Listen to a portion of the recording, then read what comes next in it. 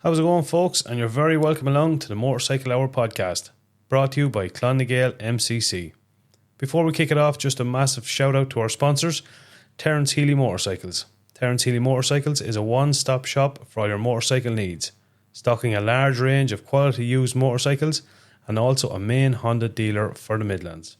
They also offer the latest gear and motorcycle gear and accessories, and Terence Healy's is an approved RSA training centre. So check out their website on thmotorcycles.ie.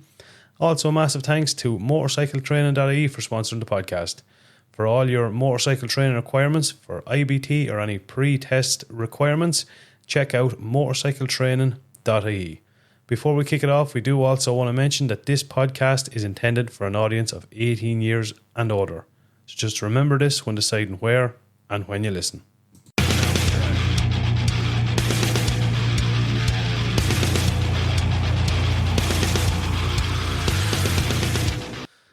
How's it going, folks? And you're welcome along to the Motorcycle Hour on episode number 43. We have an interesting episode ahead. We've got an amazing guest on, the Missenden Flyer. People know him from Facebook and YouTube. So we had a great chat with him about how he got started and some of the bikes and some of the stuff he's experienced over the years. So a really interesting one. And of course, we have our full synopsis on the Kildare Biker Spins and Meets, which we were at last weekend for a live podcast. Have to say, hats off to them all. It was absolutely class. I'm joined in studio by all 5'3.5", the fucking rock star himself, Charlie Riley's here. Wait, did you hear it played with AC/DC? Yeah, AC/DC, ADHD, you fucking do it.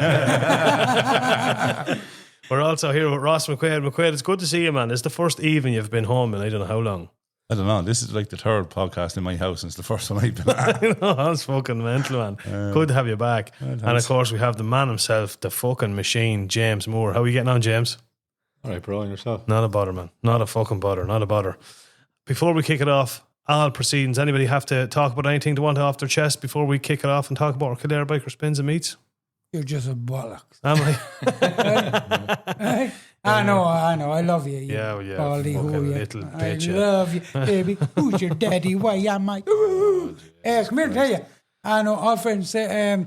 We just mentioned with a great night last Saturday night as we well. did. Massive, great night. Aoife Hickey had her big 4-0. Big 4-0. Class. Great night out. Great night. We were all there. We were on our best behaviour because Eamon had warned us, do not mean to keep up appearances. So, no, it was a great night. And I think she had a great night and all. I was the only one, as I said in the last podcast, that had fucking manners, being the pillar of sense. The tree is now. There's tree is there, and as the outlet said, there's tree is in it. Yeah. You know what I mean? You said no manners. I genuinely thought we left at 12. No. We did on our whole live at 12. Sure, it only fucking got really going at 12. Yeah, mad. It must have been 3 o'clock in the morning you were climbing into the bed. I don't know. I fell into the bush 3 or 4 Well, all times. I know is... You did not, did you? I fell into the bush out there. Yeah. It took me about 2 hours to walk up the lane. Oh, yeah. We got home at 3:45. Ah, boys. I hopped into the bed then about 4 o'clock. For The fuck's poxy alarm went off at fucking 8 o'clock. I rang out. What time did I ring out? 8:15. You rang me at 8 and didn't turn up for 2 hours. Oh, just, I'll tell you what I did to him. I rang him around 8 o'clock or 8:30, whatever it was. Anyway, I knew he'd be abs because I was after talking to him and he said what time they were home at. So I rang him. I says, and he just answered the phone. And I was like, I had to come out here and collect all the gear. So I rang him and Ross, you were dying. I said, well, let's crack him outside here. Oh, right. No bother. So he got up over bed, walked outside, and about 10 minutes there, I rang him back. And he says, where the fuck you? I said, I'm fucking outside, you stupid cunt. Well, I'm after fucking being outside. You're not fucking outside. I said, I fucking am. Where the fuck abouts are you? I says, outside my own house. I think I was wandering around with my jocks and a pair of slippers. Oh, just God. I tell you one thing, that was some sight. There wasn't even a bird flying when the girl walked out. They were all trying to swoop in for a little warm. Would you? I'll tell you one thing, boys. The neighbours around here, God fucking love them, man. That's a fact. the McQuaid is in. Boys, onward, and after you cured or cut off your hangover, we were over in Kildare Biker Spins and Meets, Show and Shine in Munster. We done our live podcast chat, which was a massive success. Have to say, massive thanks to everybody that came over and said hello, and all the listeners and stuff. It was kind of a bit overwhelming, the amount of people. You forget the many people listen to this fucking thing for whatever reason. But yeah, great old day. No, it was great. Now we got to meet Damien Sheridan. Yeah. And shocking nice fella. Oh, dead sound, Damien. Yeah, dead sound. Nice fella. Yeah, and the two boys in Galway, Martin and Willie. Yeah. Wally's Customs. Yeah. Two fucking header boys. Hard sound lads. Yes. I'm actually getting my K3 down to him. Over the next 2 weeks, He's going to do the full works for me. So he fucking turned and took yours. No, he said it'd be either of us. Obviously, it's going to be mine. Fuck that. Yeah, he's going to do a full fucking. You know the guys that were there that doing the detail. Yeah, he's going to do a full detail on the K3 for me. All right, very good. Yeah, so I'm looking forward to that. Now I have to chat to him and knuckle it all down. I'm not sending money or yokes to it. Not a hope. Not sending what? It's my bike that's going. So you can't detail zip ties. Oh, no, you can send yours down. It doesn't matter what he throws at that, it's still not going to look like a fucking boozer. So fuck off. Yeah, don't want it to look like an ugly cunt of a boozer. Go away, you bollocks. You're just afraid of them. Go away over that. Too much power between your legs. Who would actually want their bike to look like a boozer now, in all fairness? Especially a booster that you took the chainsaw to the visor to the exactly, a slash hook would say it was. The Lord Jesus Christ. No, thanks. I'd rather be K3. But yeah, no, it was a class old show all the same. No, brilliant. Terence Healy was there and Dickie was there and there was a good few there now. A good few nice stalls, let me tell you. Yeah, absolutely. 100%. I'd say it'll get bigger, way bigger for next year. Oh, indeed it will, man. Yeah. I'd say so. And we're blessed with the weather. And as I said, and we said it again, and I said it before and I will say it again, Moorfield GAF. Jesus Christ, man. Hats off to them. What a fantastic place, isn't it? Like, it's absolutely some venue, fantastic. Some venue. Fantastic, but no, it was by all accounts it was a great day out. Yeah. Any biking, James? Have you been out when you would pre-tests or tests today? Had you? Yeah, I done a pre-test and testing there today, and the first time doing the bike test, I passed. So Brandon was his name. Oh man! So he's delighted. Fair play. He's a Gixxer 600. No, decent skin. But he done the test on the higher bike, the school bike. Yeah. The Gixxer wouldn't be suitable for a test, U-turns and stuff. But yeah, no, he flew through it. So. Did he? Happy days. Are you busy with IBT and stuff? I'm in tomorrow to finish off an IBT from last week, and then I'm in the weekend then doing IBT in Kinnegad, and I have a Mod 5 Saturday morning as well. Okay. I have to ask you this because obviously you work with Tony, who's obviously your brother as well, but you have your own company set up. So how do people want to do their IBT with you, or they want to do their pre-test or whatever? How do they get in contact with you? Oh, I have my own number and like cards and stuff like that. So I'm called Motorbike Training. Yep. Tony's motorcycle training.ie. Yeah.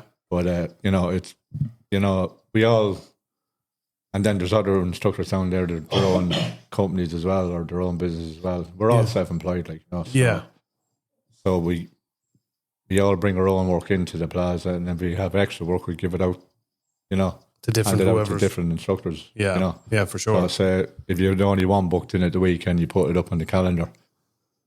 The other instructors will try their best to get you another one to make up there, Yeah, for sure. Yeah, like that, and vice versa.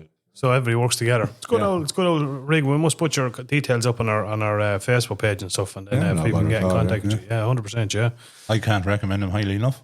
Well, now in fairness, if you got him through a test, that's fair. Well, you get anyone through it. Yeah, exactly. No, I know. I took 2 attempts, but anyway. But the first time he was asleep. Second time he was awake. Yeah. First time he was about to have a fucking nervous breakdown because of work. Yeah, exactly. So need to reinforce that now. Take the day off work. Yeah. Take the. You need to be in the right frame of mind to do your test. But you have to be chilled. Yeah. Like you came straight from work, rushing to get back to fucking work. I would have took the day off. Fuck the whole 100%. At least you got there in the end up, young McQuaid. I was very fucking proud of you, man. Very proud of you. Charlie, you were over in Terence Healy's Blackguard again during the week, I think, were you? Were you in Terence's this week? No, you were over in Paddy's this week. No, I was in Paddy's this week. I was in Terence's last week. You want to buy a fucking house in Tullamore now at this rate? Why? Well, because you're over there the whole time. Do you know what I mean? What caught your fancy? Talk to me. What got me fancy? Yeah, over in Paddy's. He got a grand SX1000 in as well. Oh, did he? Yeah, a nice green and black one. You know the green and black? Yeah, nice one. Is it the lighty green or the dark green? Dark green's No, nicer. it'd be the lighty one. And the dark green's nice.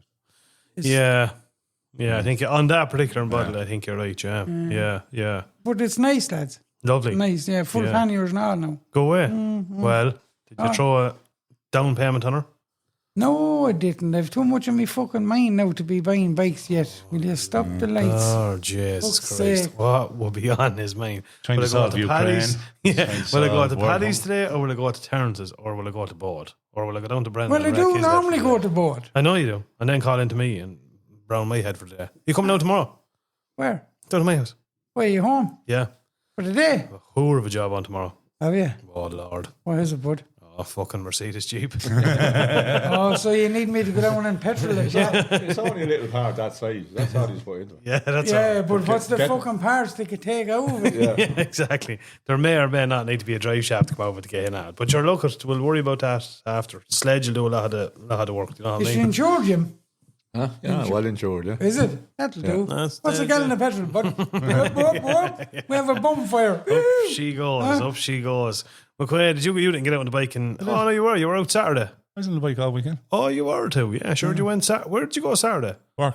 Oh, you went to work on the bike. Yeah. And where did you go Saturday evening? I'm all. Did you? Oh, you just came home on the bike. Came home on the bike, yes. Oh, yeah. Yeah, sure, you went in the beer with us. Yeah. What'd you go on? The Phaser or the Harley? Harley. Oh, but when's the last time you had the Phaser out? Sunday. Oh, did you not bring the Harley Sunday? No, Paul was riding my Harley. Ah, be Jesus, right? Yeah, I was Right. in Phaser on Sunday. Podge gets to ride. Never let me ride the fucking Harley, you bollocks. The last time I had it in your house, you said, "Oh, here, stand there for a second," and you jumped on it and you went tearing around for about 20 minutes. I read it. That is the truth, man. I read it up the road. Yeah. Take shock, though. Yeah, true. Sorry. I take it back. Yeah, no, brought up to work. Yeah. Good old spin. No, I had to spin over somewhere quick, get over and back to Dundalk instead of bring one of the bikes. Yeah. Fucker, bring the Harley. Fuck. No. Anything else fall off the Phaser since? You will to live. But that's because of work. No, nothing. No. I've actually a few bits for you to put on. I need to show you that charger unit. Make sure Oh, it's the right. USB. Yeah. Okay. Now my hourly rate has gone up a little bit, just so you know. So Yeah. I'll look at bear in mind. That's all I'm saying to you. Yeah, You know what I mean? sound. Um, I still owe you for the last 2,000 hours. Now. You do. You might as well You do. tack it on to this. yeah, look, just leave me the house. Be all good. She'll be all good. We have a few plans, a few trips coming up. We're going to talk about them now shortly. Armagh Road Race is coming up next weekend, which is, am I right in saying it's pretty much the last kind of road race of the year? So, yeah, I think. Yeah, so there's fucking nothing down south. No, nothing down fucking south is right. So we'll Hopefully that'll change now for next year. Hopefully. It's all looking good anyway. It's all looking fucking. Yeah, and I made a mistake. I was telling the boys it was the UGP that was on, but it's not. It's RMI. It's Armagh, yeah. Armagh, yeah. UGP Which still not back. I didn't realise is up near fucking Ballymena. It's a good long way up. Yeah, it's a good old spin up. I thought it was a lot closer, but it isn't. When I look at Jazz, his face is straight for the fag. Oh my God, yeah, we're heading up to it. We're going to head up to it. Come here, before we blabber on anymore, will we bring this interview with the one and only the Missenden Flyer? Yeah. Oh, Do you follow the Missenden Flyer on YouTube? No, you don't. We'll be on YouTube. oh, Much, yeah. no, I should do it.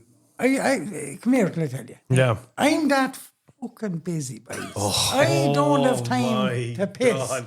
Did Right? you Let's ever get it hear straight. such shit? You know what I mean? You didn't have to go to Galway twice in one day because you probably forgot to pick up what you got sound in there. Exactly, that's the truth. That is Yeah. the You truth. didn't hear that fag in one go though. Yeah, so Charlie had to drive down to Galway and back twice today, and you'd think now he was after conquering Everest. Oh, Lord. I tell you one, Good you know idea. what? I would have been That as was quick. steam engine, the smoke coming out the window. That's it. Tell you That one was thing. yeah. Manny Mayfair was inhaled on the way down and back. Oh, Definitely on your third box. probably 14 or 15. Oh, Jesus Christ. You're hard bet. But the Missenden Flyer, 270 odd thousand followers on YouTube, 180 odd million views he's had on his various videos down through the years. So he's catching up on us, like. I gave him a few pointers, you know what I mean? Did you, bud? Yeah, I did. Oh, I did. that's the job. But no, I definitely would urge anybody that's like is into bikes, all breeds, all makes, all models. jump onto his YouTube and like and subscribe, as the fella says. And you'd just be prepared for hours and hours and hours of content. But it's very, very good. But come here, we'll enough of talking about. We'll bring him on, because I'm going to say it to Martin now. Like, you know, the Black Boozer could do with a nice shine. Go away. Yeah. The only thing that joke could do with now is a fucking scrapyard now, and that is a true day. I tell you one thing now. One of you to the end of the table, you get a slap in the fucking ear.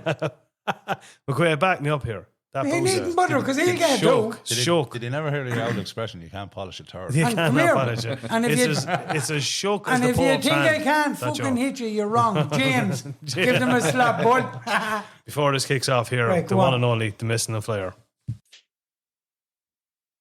Folks, I want to give a massive, massive welcome to YouTube sensation guru, call him what you want, motor vlogger himself, the Missenden Flyer. Welcome to the Motorcycle Hour podcast. Thank you, Brendan, and thank you for that amazing intro, legend. I don't know about that, but my kids didn't say that, but thank you anyway.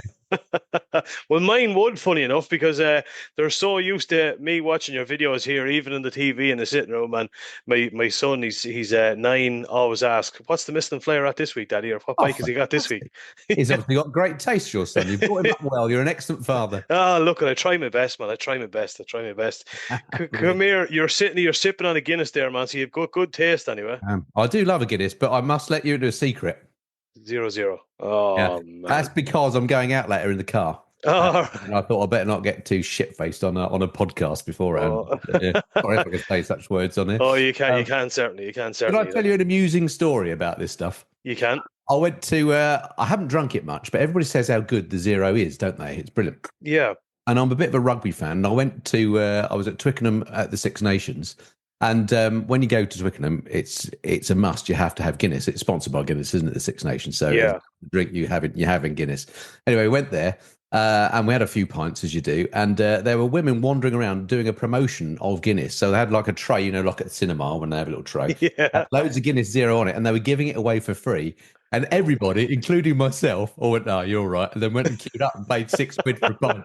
Hilarious. But, Yeah, it's good, but it's just not as good as the real thing. it's not to the be real fair. thing, is it? I haven't It's had not. one for a while, and just tasting this now, it's a pale substitute, isn't it? However, It is. If you're, we spoke earlier about your trips there, and you've been to Dublin? Have you done the Guinness tour? I haven't done a Guinness tour. Unfortunately, my only trips to Ireland have all been when I used to have a proper job, so work related. So I only did industrial estates and offices. How cheap is that? Actually, I say that we did go out on a bit of a bender in Dublin, but it was such a bender I can't remember where we went, and it's a long time ago. I need to get back ASAP. It's definitely top of the list. Yeah, well, definitely the Guinness tour, man, is one to do. And I'll let you in on a little secret, okay? When they bring you in, and most of it's going to be made up of American tourists, and there's a question they ask you, and if you get it right, you get a free drink.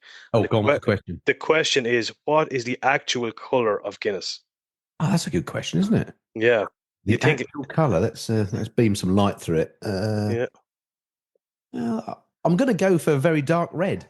Ruby red, correct and right. I was going to say ruby red. Yeah, Right, next time. ruby red. So say it when you're in there, and you'll get a free pint. And it is class. Yeah, I'll yeah. remember that. No, you'll enjoy that. Come here. The Missenden Flyer, your YouTube, like it's obviously grown. It's taken you at the time to get to where it is. Oh, But please.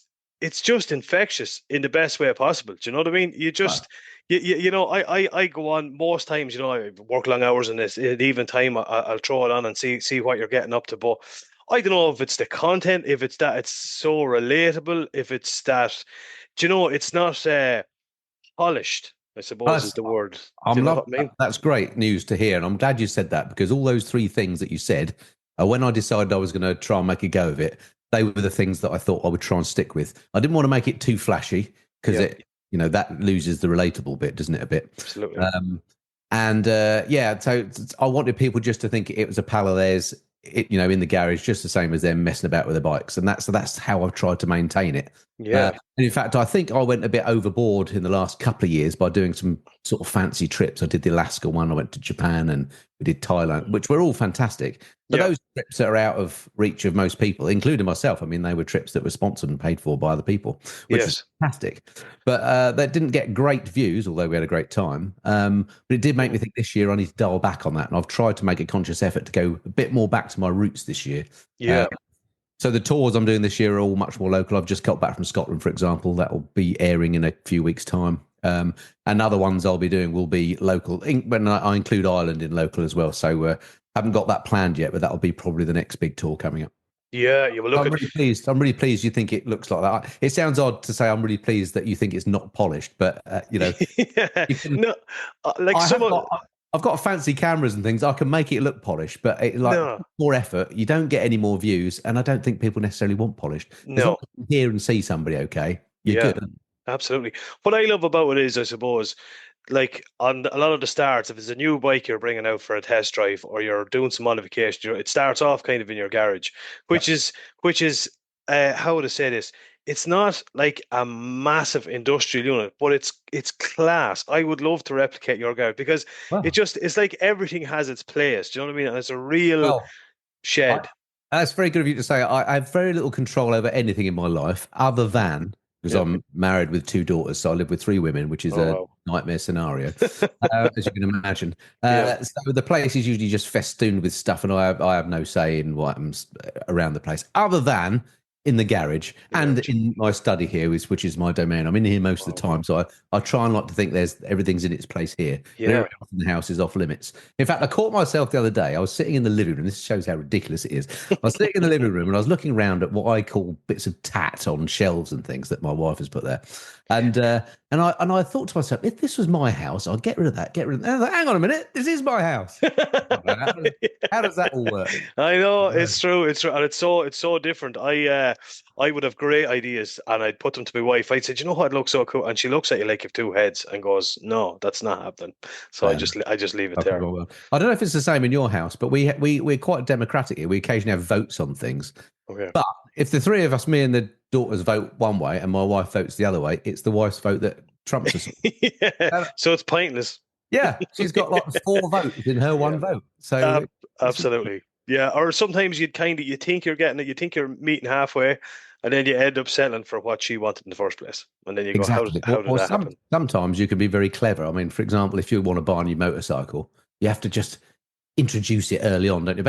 It's about an 18-month project for me to buy a new bike, to actually sow the seed in her mind to me actually buying it. It will take about 18 months. So I'm never going to get the latest and greatest bike because it'll always be at least 18 months old. I might sow a little seed. I'm thinking of getting rid of a bike and replacing it might be the first thing. Yeah. And then over the months, it gradually builds up to, that bike I said I was going to buy. And by then, she's ready for it. So that's, very strategic. Very strategic. You got to be strategic. Yeah, absolutely.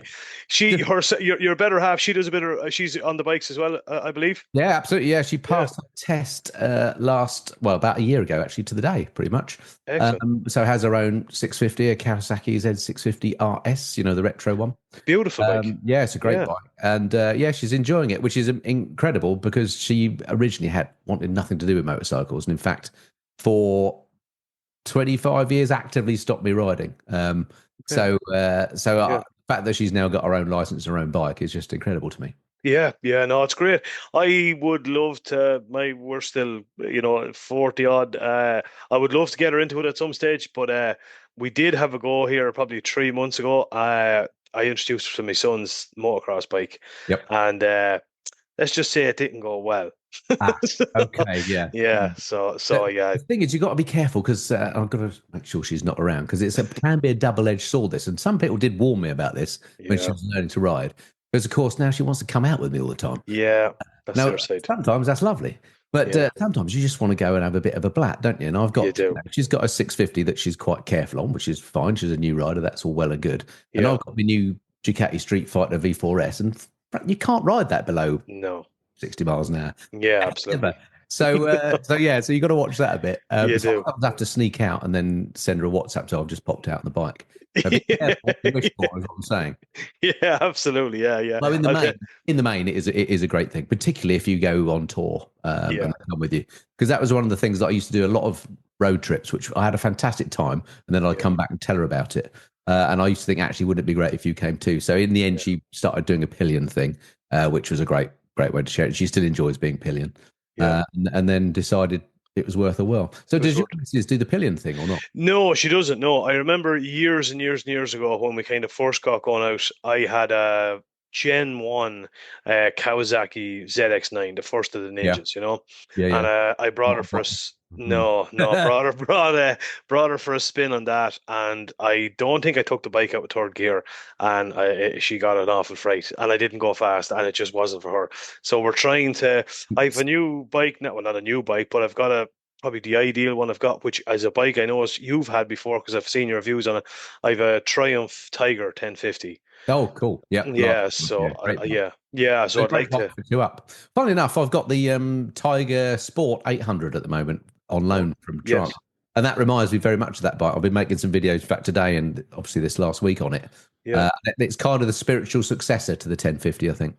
Is it? Yeah, because I had heard some reports. So I was obviously, mine's like it's older, it's a 2007 bike, and I was thinking of maybe change it next year to come. But I love the Tiger, and I was quite happy to stay with the Tiger. Yep. But I did hear reports that the newer 1050s are not as solid because the old ones you couldn't kill them. They were brilliant, you know. That's interesting. I hadn't heard that. I mean, mine was a 2009, is when they were just called the 1050 Tiger, because then they became the Tiger. In fact, they became the 1050 Sport, didn't they? I think. Yes. Yeah. About 3 years after that, and I did ride those newer bikes, and I thought they were better. Actually, they seemed Really? fine to me. I mean, the bike that I had, which is presumably the same as yours, pretty much, Yes. did feel very solid. And one of the reasons I got rid of it in the end was I found it a bit top heavy. I'm not sure how tall you are, but I'm a relatively short fella, and it was quite hard to move around. Okay. Do you find that a bit ponderous? I mean, if it's loaded up with the misses on the back, easy to drop. Yeah, I'm not too bad. I'm 6 foot and I'm probably about 20 stone, so I'm not too bad. I don't find it too much of an issue there, but I haven't got her on the back of it yet. I would like to. I've had loads of different bikes. I've had from Harleys to different breeds of bikes all through the years, and we're getting close. I'll put it that way. I think she'll break. She'll go for a spin. Yeah, let's hope it doesn't break. The good thing about the bike you've got, the 1050, is that engine is amazing, isn't it? It is. The triple is a proper grunty unit. It is. A very comfy bike as well. I imagine it's pretty comfy for the pillions. So yeah, no, I think that'll be one. I've got the box, I've got the back box with the rest and stuff on it. But actually, speaking on Triumphs, and it's something I didn't realize. I don't know if this is something you do. All my bikes I will buy will be secondhand bikes, but when I'm buying a bike that I'm not familiar with or I haven't ridden or my mates don't have it, the first place I turn to is YouTube, and I'll vary it out over a good few reviews, and you'll get a fair idea. Do you know what I mean? If Absolutely. there's the same thing coming up. But a couple of years ago, I was thinking about buying the Triumph ST 1050. Yep. And I looked at a load of reviews, and there was one that stuck in my head, and I didn't realize until earlier this week it was actually your video. Oh, cool. I didn't realize it at the time. Yeah. Oh, and you've an interesting story about the 1050 and where you first came across one. Yes, I mean it's the bike that got me into biking as an adult. Anyway, I've always been interested in motorcycling, but as I mentioned, my parents wouldn't let me have one, then my missus wouldn't. But when years ago, it was probably about 21 years ago, something like that. Now thinking about it, we went camping I say camping, it was a tin tent down in Lake Annecy in France. And pitched up next to us, this massive motorhome turned up, and a couple of women got out. And then 10 minutes later, two blokes turned up on motorbikes. One of which was on a Hayabusa, and one was on a Triumph Sprint ST. You'd just bought. It was brand new, red with white wheels. I don't know if you remember that one. The ones with white wheels looked amazing, and it's my eyes to this day, it's still a beautiful looking bike. Anyway, inevitably, we were there for like a couple of weeks. Got chatting to them, and I said that I wasn't a biker, but I was interested, etc. And they basically just lit that fire in me again, and made me think I really should get into this, And it was in particular that bike that did it. I loved the three exhausts out the back of it. Yeah, the wheels looked good. That in those days, Triumph knew how to make a display. It wasn't a display because it had dials on it, didn't it? It had three again. So it was the triple thing kind of resonated. The lights and everything. The lights, the dials, the exhausts. Yeah, obviously the cylinders. It sounded amazing. Presumably, it's the same engine. Actually, is in the Targa. It is, I believe. Yeah, just slightly detuned. Yeah.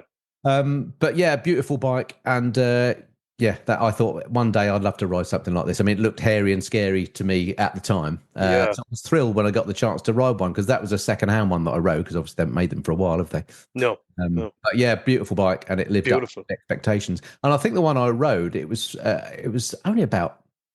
You could buy them for not a lot of money. I'm thinking $3,500, $4,000, something like that. They're so cheap. I can't actually. That was the one thing that actually had me kind of question it was how cheap they were. Do you know, like even now you can buy a zero 2006, 2007, 2008 with low mileage in good condition for a little over $2,000. It's mental. It's unbelievable. I don't know why people don't rate. Well, I'm not sure that people don't rate them. I mean, I certainly rate them highly. I don't know why they're not as attractive to other people as they are to me. If I had the space, I would 100% have one.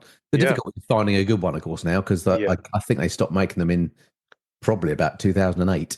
They changed from the ST to the GT, I think. That's right, and the GT was never quite as good, and which was always odd, wasn't it? Whether they stopped the ST, which was the one that everybody wanted, or I thought it was. Yeah, and then the GT ran for about 5 years after that, didn't it? And then slowly disappeared. It did, and it didn't look as good. I wasn't. I thought the ST was absolutely. I've actually had two of them since. I had two ST 1050s. Oh, cool. Yep. I had, and people always ask me, just say, "Geez, you're mad at the Triumphs," but it's not that I have any particular affiliation to Triumph, but my first Triumph was the 955 Daytona. Yes, yep. That was absolute. I owned that one as in Australia. Absolutely. Oh my God! If I could ever have one bike back, that was it. Yep. Well, that's the one that got away. Yeah, absolutely. And then I had the two, of course, ST 1050s, and then I bought the Triumph Tiger. But yeah, I can't knock them. I think we did a big tour this year for 5 days. We did all along the wide Atlantic Way in Ireland. Okay. Ended up down in Kerry for the Bike Fest, which is a massive, massive festival in Ireland, motorbike festival. Spent 5 days and loved every minute. But wasn't no pains or aches getting off it. I was, everything was just spot on. There's your half. Incoming message. Incoming message. Oh, hang on. Stand by. Sorry about this. Yeah, crack on.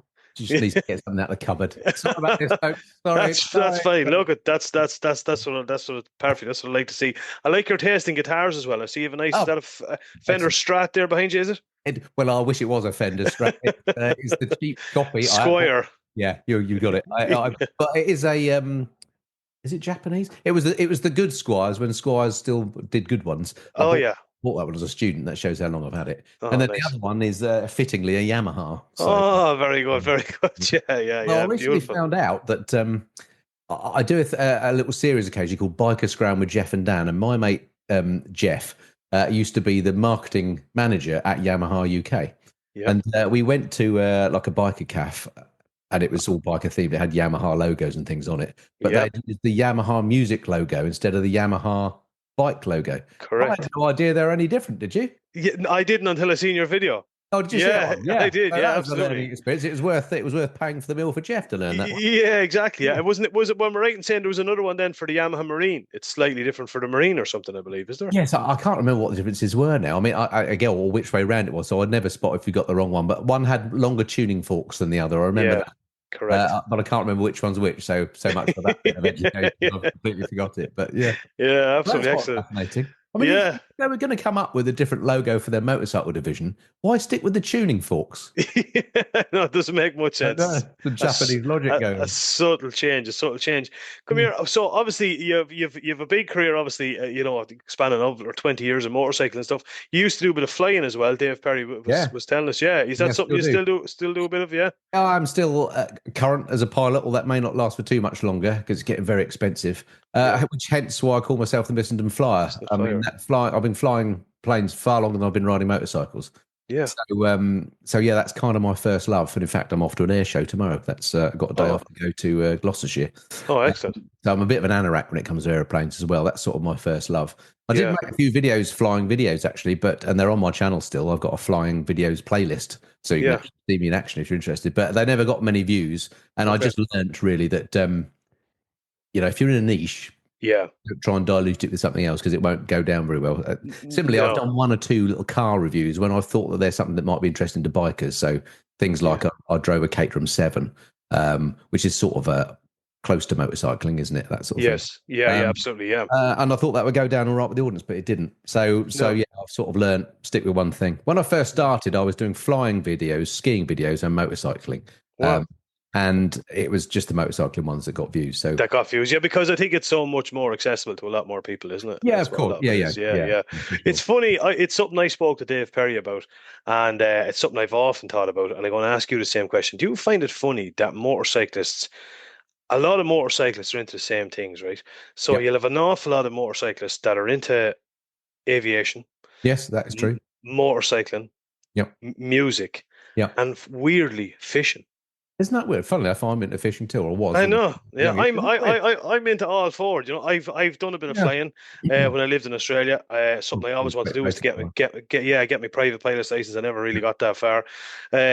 Fishing would have done fishing. Still do a bit of fishing all my life. Love Yeah. my music. Played a bit of guitar Yeah. and love motorcycles. It's so That weird. is weird. That is weird, isn't it? Yeah. I can't understand what the link is necessarily between them. I mean, on the flying and biking thing, I mean, the biking, as you say, is much more accessible, isn't it? But I'm amazed that whenever I ride my bike to the airfield, people always come and chat to me about the bike that are other pilots, and then they always say, "Oh, I'm a biker too. I've got X, Y, Z." So I think there's pretty much. I mean, this is a sweeping statement based on very little evidence, but just anecdotal at our airfield. It's every pilot is a biker as well. It's Not mad. necessarily every biker's a pilot, but certainly those two.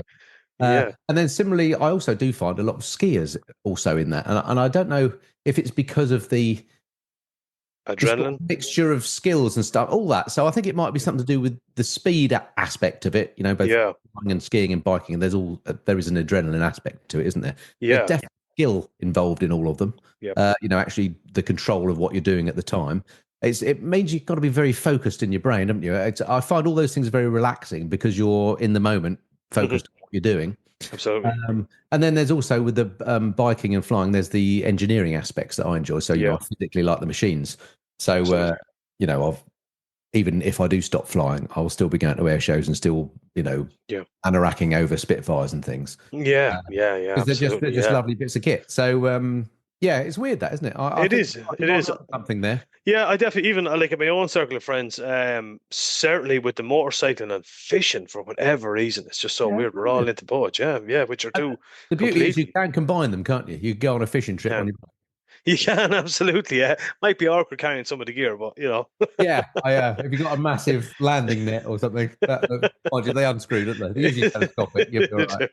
Put it on her back, bring herself and get her to carry it. That's right. So come here, back to all things bikes and stuff. So obviously, I've seen your Ducati Street Fighter, and that was the first time I'd actually came across them. To be honest with you, I've never really. I don't know, it just never stuck out before. And I seen you with it, and at the start, I didn't exactly know what it was. And my God, you're just talking about engineering. It's absolutely beautiful. It is stunning. I agree, which is why I bought it. But oddly, when they first came out, which was I think now 2021, I think in the current form, I thought it was an abomination of a bike. I thought they'd taken a Panigale, which I loved, stripped it of its fairings and made it really awful. So when I first saw it in MCN, I was doing my bike news, and I said, I was like, "What the hell have they done to this? This is a disgusting bike." And that was kind of the end of it until Ducati lent me one, and I was like, "Well, I'm not sure I want to ride that ugly flipping pig of a bike." But anyway, I borrowed one, and my God, it rode so well, it blew my mind. Yeah. Sometimes when you see bikes in the flesh, they're quite different to in pictures, aren't they? Yeah. And also Ducatis are so beautifully made, aren't they? They really are. Again, I just appreciate the engineering in it. So even though I'm not a particularly talented rider in any way, and I certainly can't use 208 brake horsepower on the road, I can thoroughly appreciate what it's about. And every time I ride that bike, and I've been riding it a lot lately because obviously it's my newest bike, so I'm still in the sort of loving phase. I come back with such a massive grin on my face because it's just a nuts hooligan. Yeah, it is, but beautiful though. But you know what I mean? It's stunning looking. It's one of those bikes that when it stood still, it looks like it's going fast, doesn't it? Yeah, it does, absolutely. Yeah. And like as regards the 200 odd brake, it doesn't really matter. Do you know? It doesn't we've kind of friends of ours, guys we've had in the podcast, run a tuning company, motor tuning, up in Dublin, and he said it's funny. Like we get lads coming in with say a K7 GSXR 1000 bike that's 160, 70 brake horsepower, bike that can do 200 miles an hour, and lads want to come in and they want to tune it, they want to up the horsepower. They're never, as he says, as completely standard, they'll never ride that bike to its full potential on the roads anyway. But it doesn't matter. Yeah, I know. It's just knowing it's there, isn't it? It's just to know that it's there. I mean, I can't justify it on logic grounds whatsoever. But although occasionally, if you want to do a quick overtake, that's when you appreciate it because that bike is ballistic, so you can get by anything very, very quickly. Yeah. But it's the same sort of logic, isn't it? Like if you owned a McLaren or something, in the car world, you can't exploit that on the roads either, can you? No, absolutely not. Yeah, you'd still like to own one, so that's it's sort of the same thing, isn't it? It is absolutely, yeah, definitely. You've had a couple of bikes that have really stood out, and it's weird, right? There's one bike a lot of bikers get slag over, and Oh. they talk about, when you get older and they're old man, I right? know it's coming here. But I seen it on yours, and I said it to my group of mates, and they just looked at me. The Goldwing. Yeah. Yeah. What a bike. That is unbelievable, Mike. It just when you go through the practicality and the function and why you would own one and some of the features, Jesus Christ, they're a really good bit of kit. It is an amazing machine, and again, incredible engineering. Yeah. I mean, I did actually sell mine to get the V4 Street Fighter, Yeah. because it turned out. I mean, what it's good at is long distance touring 2-up. It's absolutely fantastic at that. And unfortunately, I was only really doing now. My wife's got a license. We weren't doing the touring as much. So, and that bike is a 34 grand bike. So to have it sat in your garage for one tour a year, it just didn't make any sense. So we will regret when we go on a long tour, particularly if we have to do a motorway section or something. We will both be, holding back the tears, as indeed we were when it went, because we both absolutely loved the bike. Yeah. But I was the same as you, and I think most people who don't appreciate Goldwings, I just thought they were for aging, dare I say, fat Americans. And it wasn't a bike for me until one day I was at a Honda dealer. I was riding another bike and they said, "Oh, we've got the new Goldwing in. Do you want to ride it?" And I thought, well, I'm not sure I do. It looks big and heavy. I might drop it. And anyway, it's really expensive. But I thought, actually, when else am I going to ride it? Okay, I'll give it a go. Yeah. And within 50 yards of riding it, I thought, this is the best bike I've ever ridden. And I was completely smitten with it.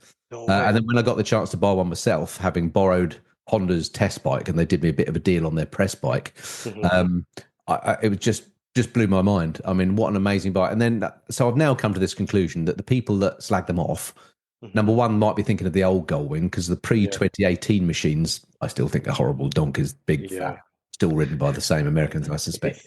And they just aren't my thing at all. I've never ridden one, so I might eat my words one day if I ever get to ride one.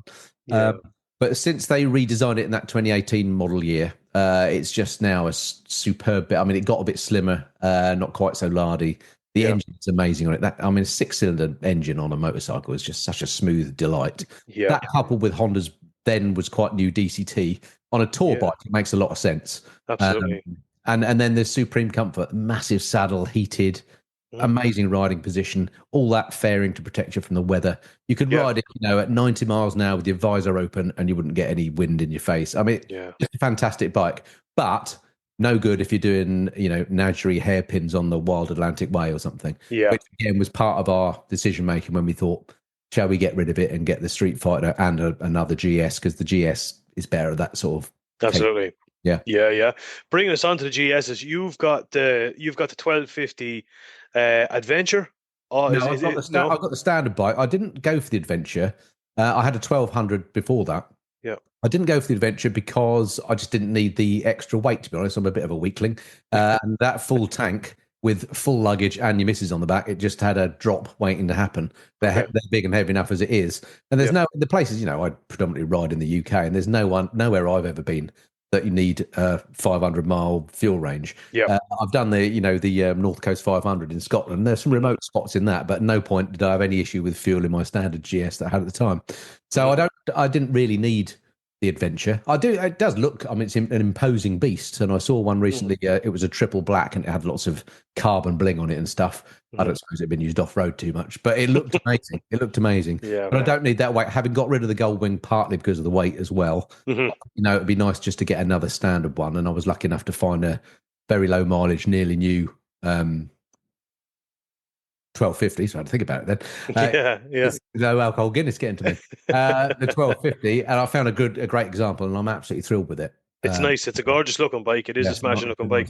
I think it's GS, because the 1300 I think is not quite as GS-y as they used to be. Yeah, I've said on this podcast before, and Dave Perry, who I know listens, is probably sick to the teeth of me slating at this stage. Oh God, he bought the GSA, didn't he? He did. What was he thinking? I don't know, man. Guys, and he loves it. I know. What's going on? We recently met at the ABR festival a couple of weeks ago, 3 weeks ago now, I think it was. And he obviously rode his GSA. I specifically stayed away from where he was camping because I didn't want to hurt my eyes by looking at him. I'm sure he's going to love that. He knows how I feel about it. Yeah, no, look, I've said it too, and I remember talking to him about it. I think it was before he got it, or Yep. he was when he had it ordered. And no, sorry, he had been looking at them, and I said I've only seen them in pictures, and I think they look absolutely hideous. And Yeah. then he said when you see it in the flesh, so lo and behold, in the NEC in Birmingham, Yep. I made a beeline to it, and it was every bit as ugly as I had. Well, I'm glad you said that because I Yeah. found exactly the same. Everybody said, "Oh, but you wait till you actually see one," and I was actively not wanting to see one because I just thought it was hideous. Yeah. And then I did buy in an error. I had to go to a BMW dealer to buy my new bike, and or new to me bike, and that, of course, they were there, so I couldn't help but see them. And I'm with you. It just if it looked worse. It just looks like a toaster with wheels on the front, or an air conditioning unit with wheels. I'm sure it rides fantastically well. Yeah. For me, at least half of having a motorcycle, it has to be the visual thing. 100%. And I like to have that, factor when you put it away in the garage and you have a little look back and think, oh yeah, that's a nice bike. Absolutely, 100%. But I suppose it's subjective. Other riders look at, but like you, the squareness of it. I was like, what were they trying to achieve here at all? It just I just don't get that at all.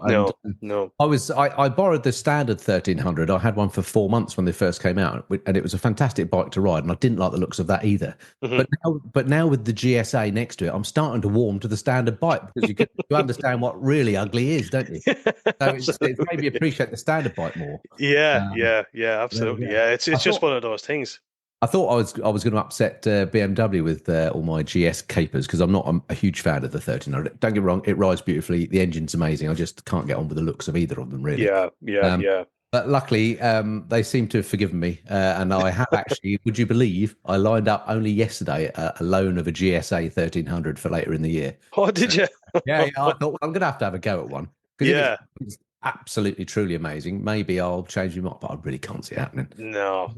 I'll try to limit the amount of slagging off of it I do as I ride it. Just do the video and then just tell them you can't release it. There was a technical issue. I mean, to be fair, it's all credit to BMW for letting me have it because they 100%. probably know what I'm going to say. I'll try to be as nice as I can, but it's going to be bloody difficult. God, that's ugly, isn't it? It is. And they do make such unbelievably beautiful bikes too. Like the XR is. The XR is great, and even the F900 XR I think is a cute looking bike. It is. And have you seen the other 1300s they brought out recently, the last few weeks, the RF and so on? They look great. Yeah, they're great. Look, I spoke to a guy actually only on the weekend, and he's ordering a new one. And he was in the market. He was looking at the GT, the Suzuki GSX, the GT. I know the one. And I'm not keen on that either, looks wise, to be fair. I'm not. I don't know I don't really mind the looks of it too much, to be honest with you. I just don't think I'd enjoy that riding style of a bike, to be honest with you. I'd like something a little bit more straighter. A few of my mates have got another driving instructors, and they've got the GSX. Is it the GSX-S? It's the Adventure Tour kind of version.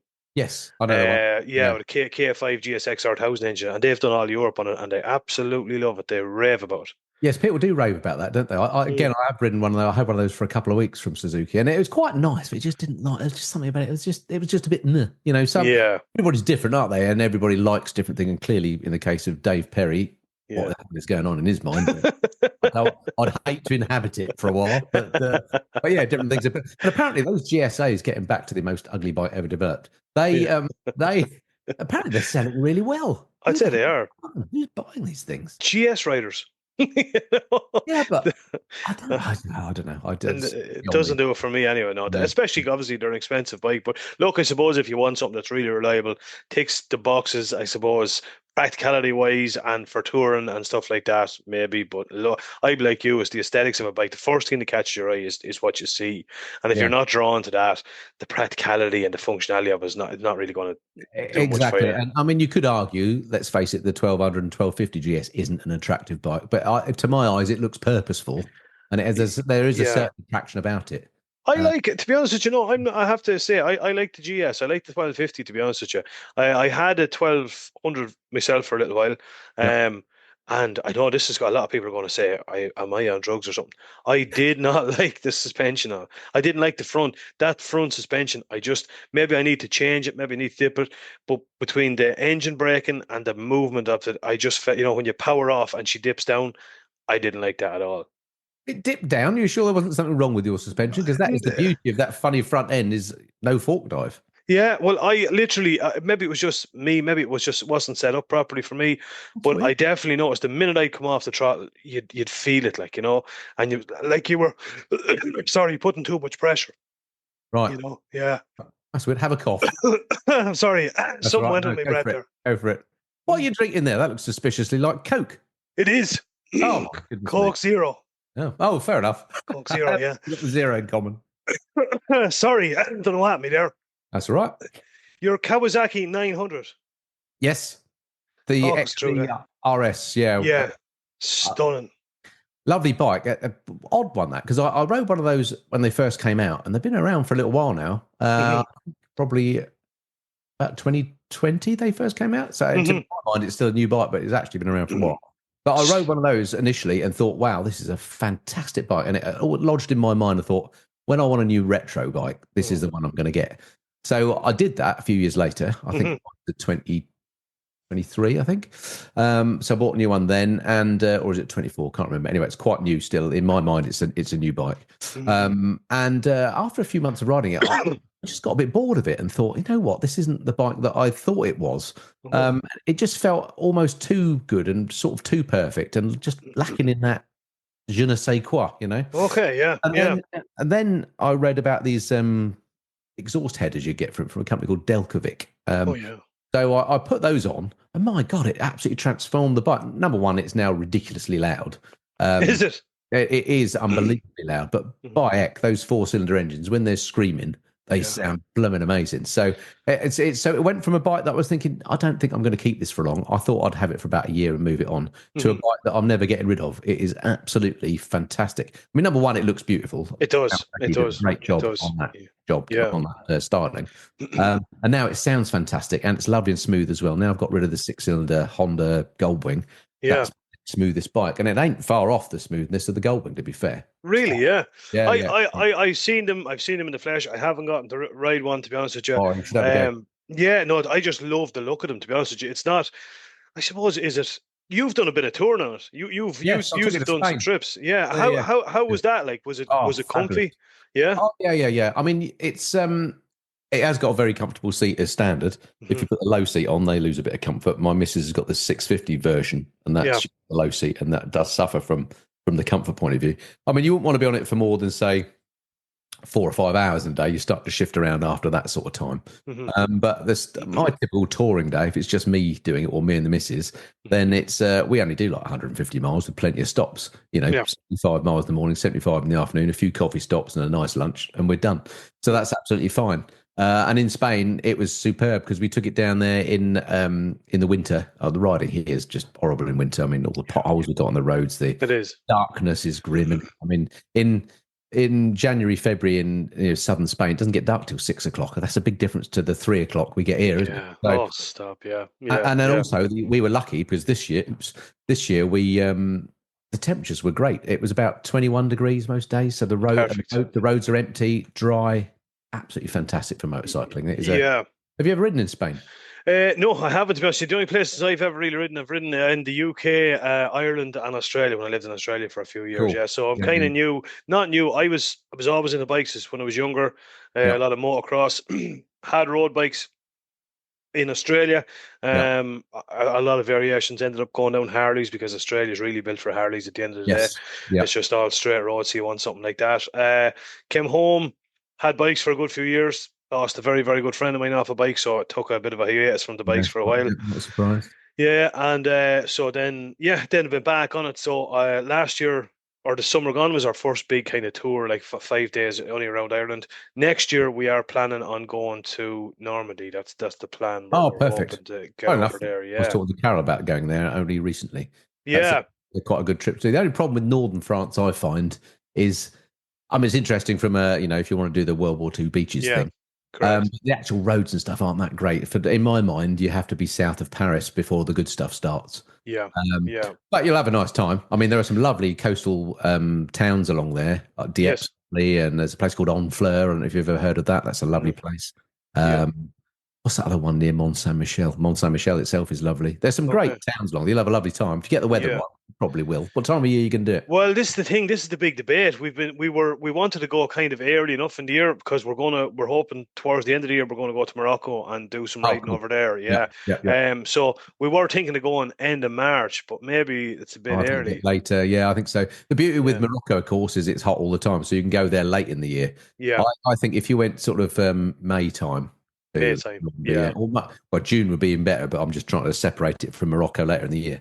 Yeah. I wouldn't go any earlier than May because you risk having Irish weather if you're not careful. Yeah, well, that's the thing. Be used to it. And if you've got the right kit, it doesn't matter. But it is nicer when the sun's out and on a bike. It is 100%. Look, you can have all the best gear. I'm a big fan of. I've got an Oxford one piece, dry suit. Great job, but they're not nice to ride in. Do you know what I mean? No. Exactly. You got to have the right kit for exactly.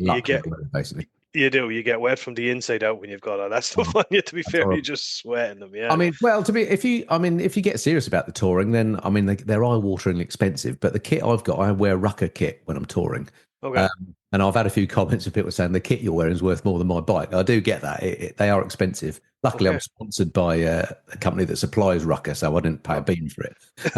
And they gave Carol a set as well, so that's absolutely fantastic. Oh, but they're triple laminated Gore-Tex, and you can wear them in any weather, and you're fine. So we've been in absolute deluges in the northern United States in them, and we've been absolutely dry as a bone.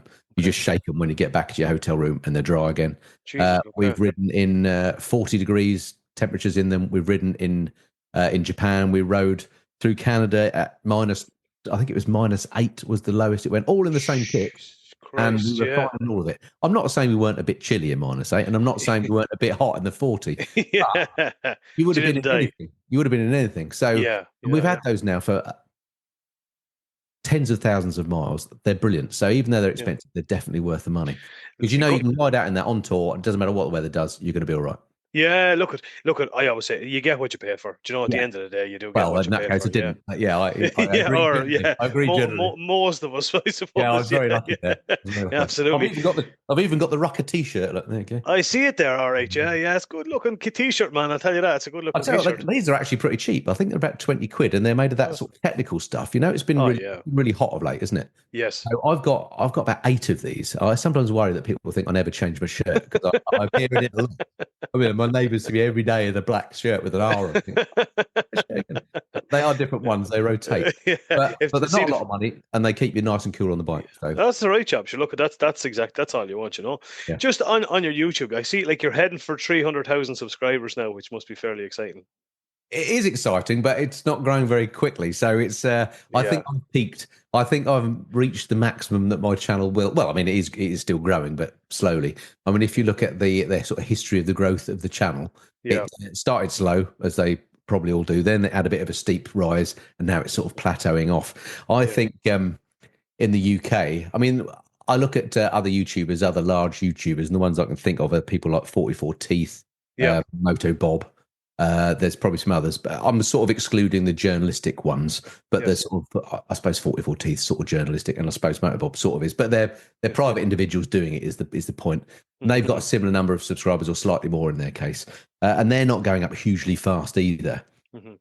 I think that might be about the maximum you can get out of a YouTube channel in the UK if you're into motorcycling, because it is a niche, isn't it? It is. Which is a bit of a shame because it's not very much in the YouTube scheme of things. If I'd started a car channel, I'd be in the millions by now, and I'd be sitting here in a much bigger office than the one I'm in. But yeah, sadly, there's not. It's great. I'm well chuffed that it's got to that point, and that I do it as it's my main means of income, not the sole one. Yeah. And I often get people saying, "Oh, you've done all right out of YouTube. Look, you got double garage and flyer planes." But actually, I had a job before YouTube, and that's how I made most of my money. Don't think you're going to get anywhere near like rich by doing YouTube, because that just don't happen. As I'm sure you would concur. Yeah, look, we're at the very early stage. The podcast taking up. Our problem is including myself.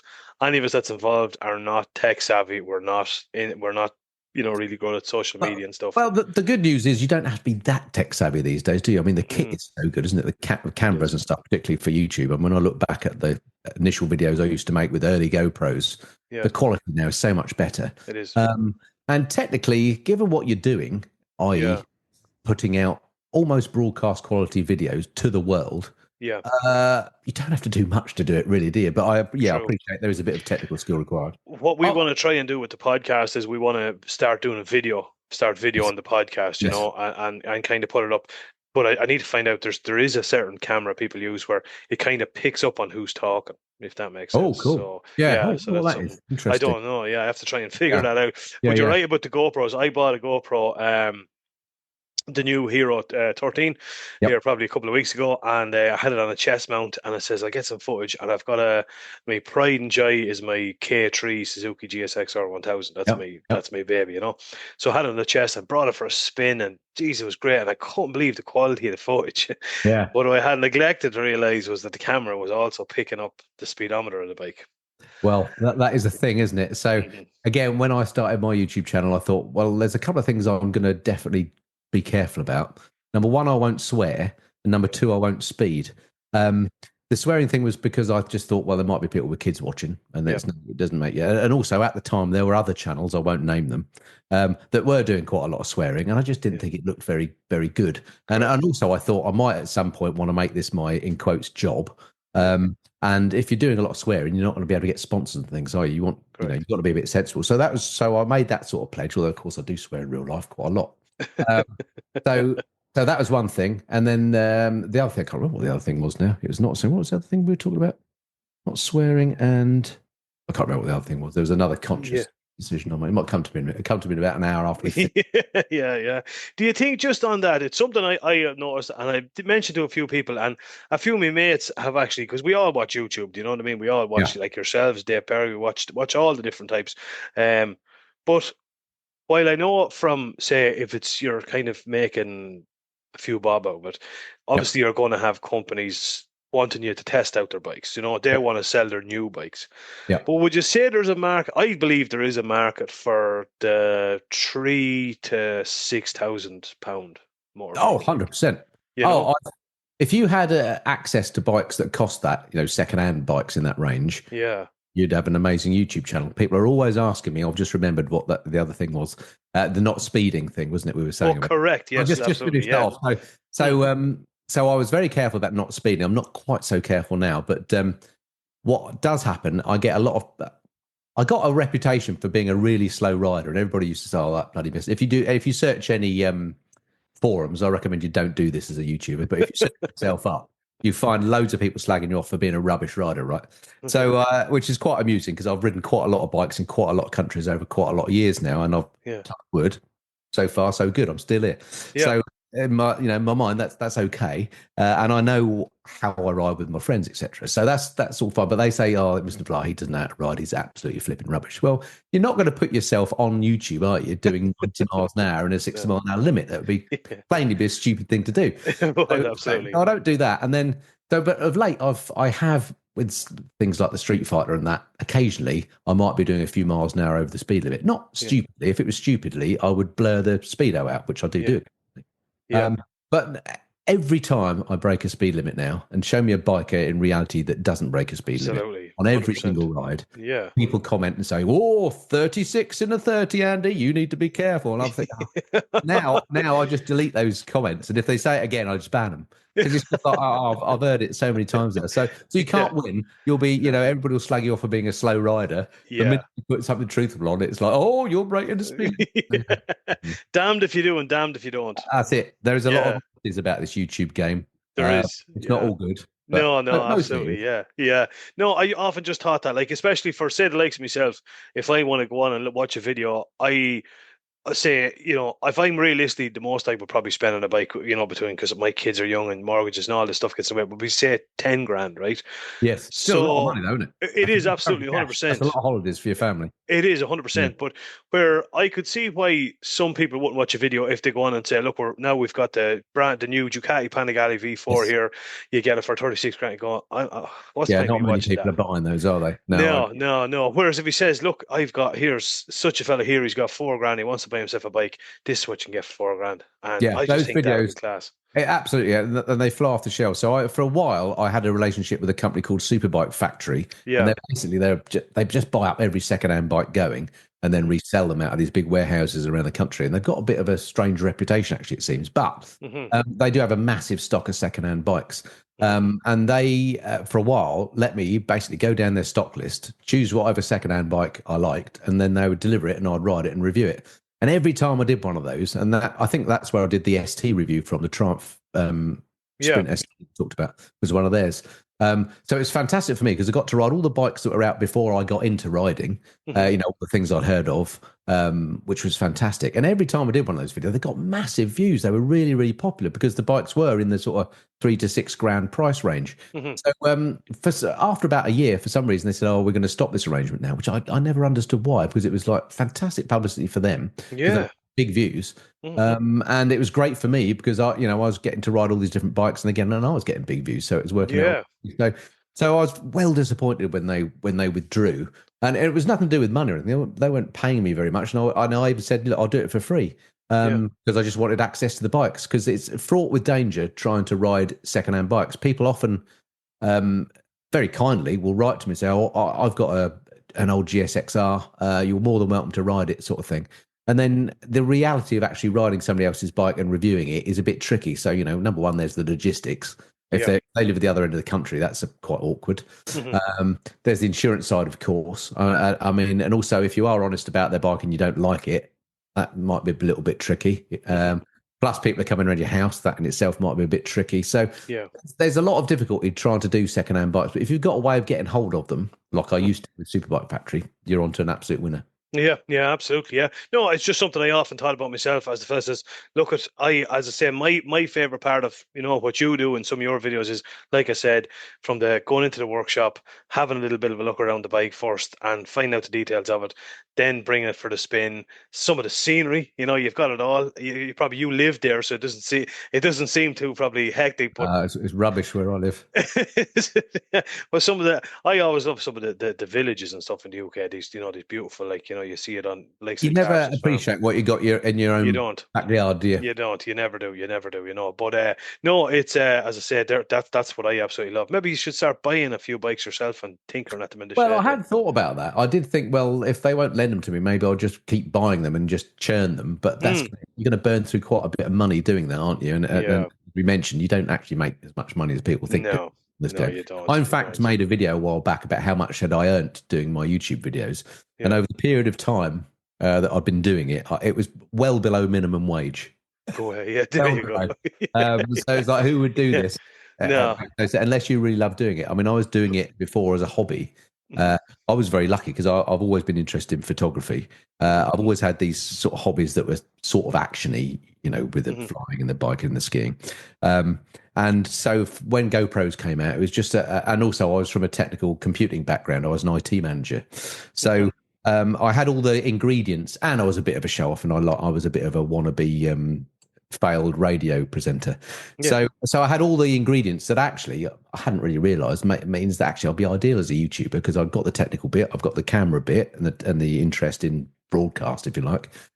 Plus I had the material, so it all it seemed easy to me, and I thoroughly enjoyed every aspect of it, including the editing. And it gets to the point you think, well, why isn't everybody else doing this?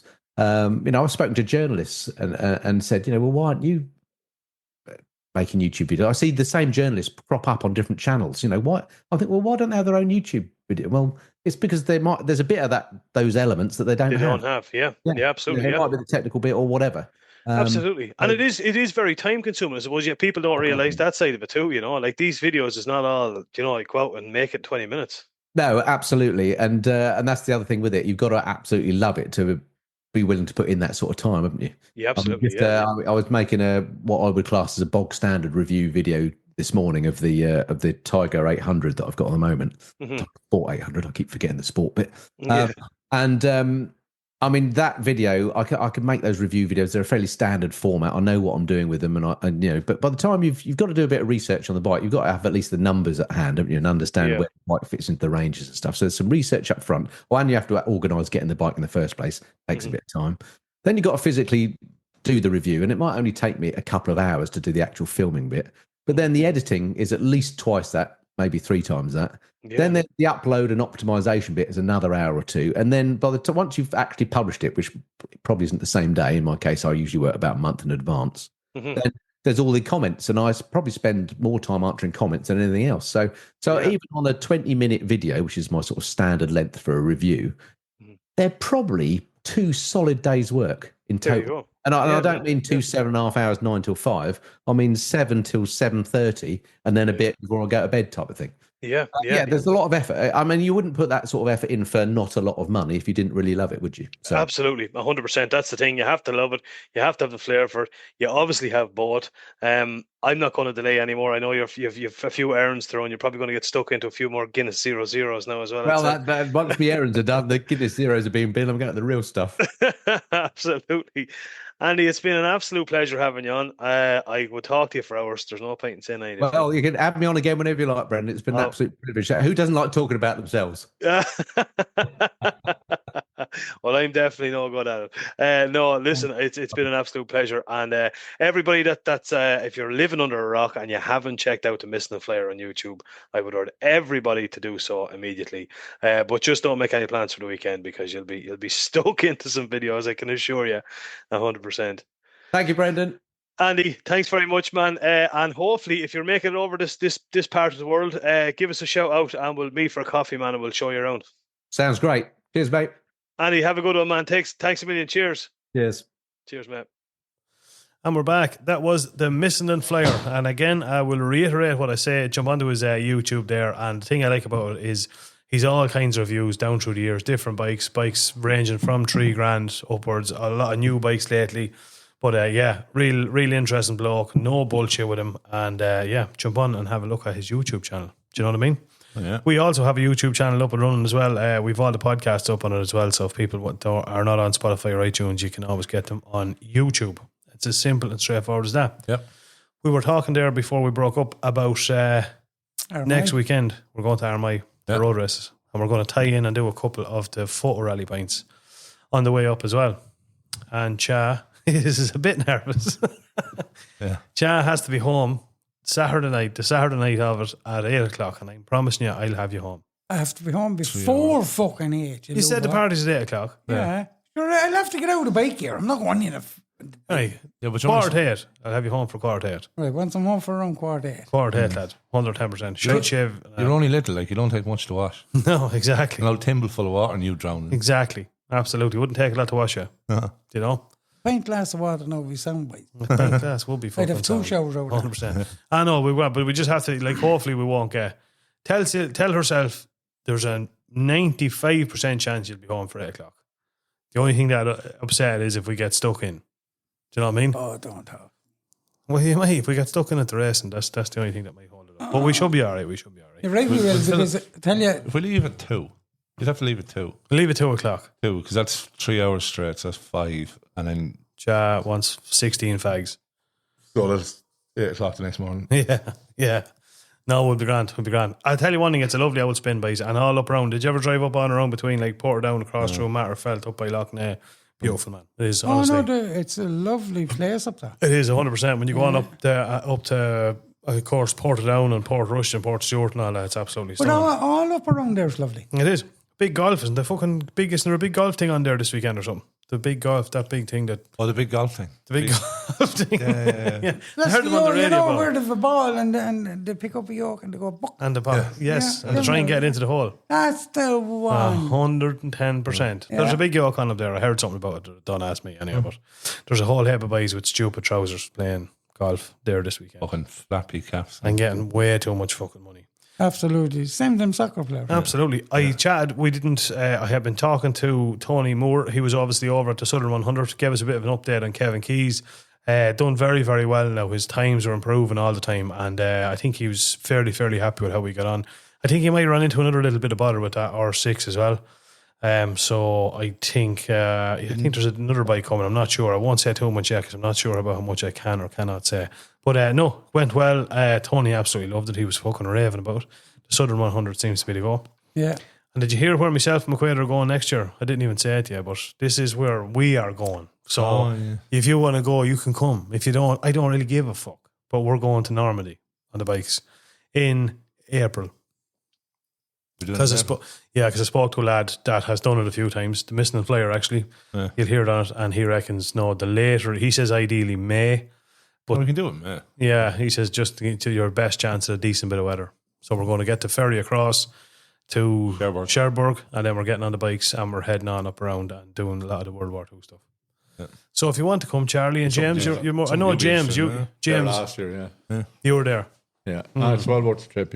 Yeah. Tony was there. Tony was there. Chad, would it be something that had tickled your fancy?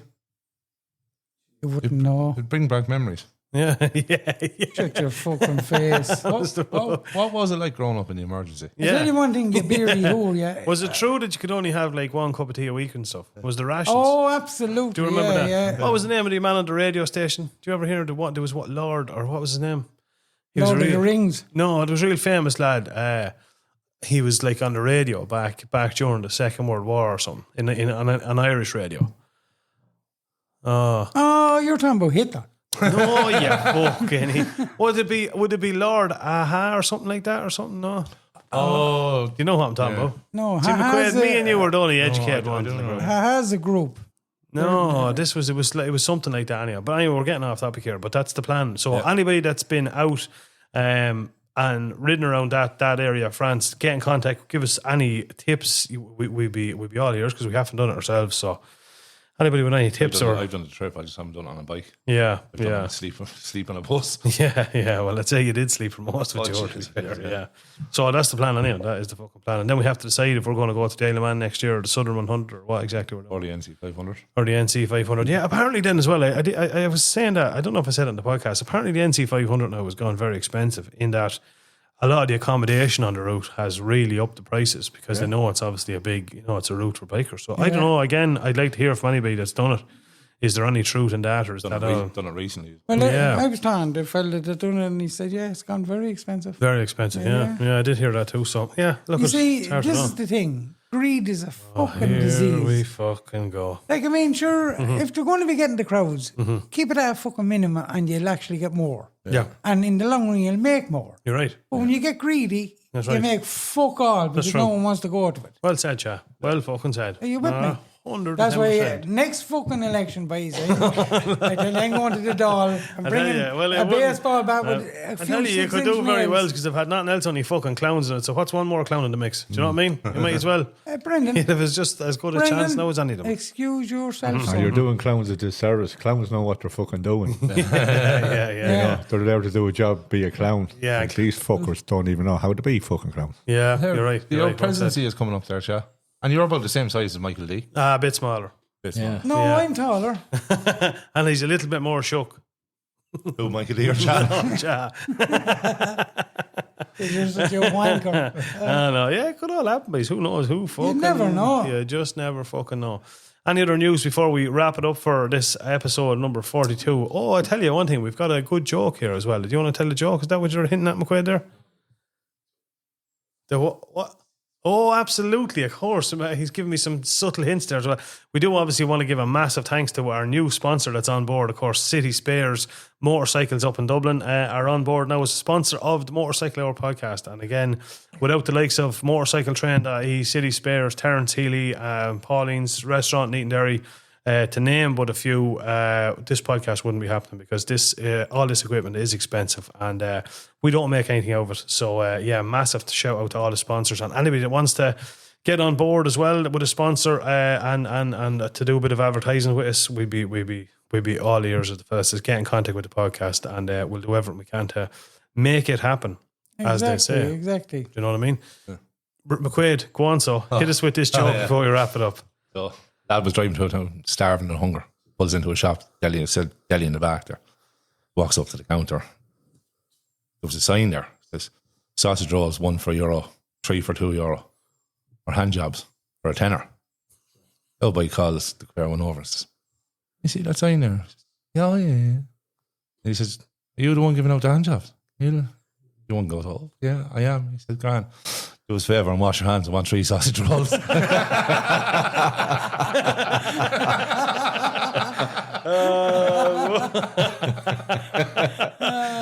we'll give you that one. A classic, an absolutely classic. We're going to leave it there for this week, folks. Come back on next week. We've got some great guests lined up from all aspects of motorcycle racing and motorcycles in general. We've got a guest coming up to talk about a bit of adventure riding and stuff like that, and a bit of off-roading, and we've got some big things on in the mix. Before we go as well, McQuaid, where are we going tomorrow, McQuaid? I don't know. Where are we going tomorrow? Oh, well, maybe. Maybe, yeah. I'm buying dirt bike. Dirt bikes. He's another dirt biker on. I'm going to buy a dirt bike. We're heading off to buy a dirt bike, man. We might get Charlie, make it in onto it, man. Actually, there's a lovely little. I seen a lovely little Pee-wee 50 on Dundee, lad. It suits you to the ground. Bit of I was dirt just going to bike. say, you need a fucking ladder to get up in the Honest to fuck, You can 100%. Yeah. stick them yokes up your ass. I know that's so. That's McQuaid is coming over to the dark side now. I'm going looking at something. Then. Go and looking at it. You know, well, you're going to come home with it. Yes, Well, I'm going to come home with it anyway. Yeah, but that's it again. Yeah, so tune in next couple of weeks. We have some very, very interesting people coming on, and as I say, from all aspects. And if you want that and talked about or mentioned on the podcast, as I say, reach out to our Facebook, YouTube, Instagram, anywhere at all. You'll get us there. TikTok, of course, McQuaid again is doing a sterling job, I might add, on the TikTok. Yeah, jump on and get in touch, and we'll help you any way we can. Sounds like a plan. Yep. Yeah, sound Bren, you that does all the shite talk. Yep. Yeah. On you go, bud. Lovely fucking hurling. Right, we'll wrap it up for this one. Have a good weekend if you're heading out, and we'll see you all in Armagh.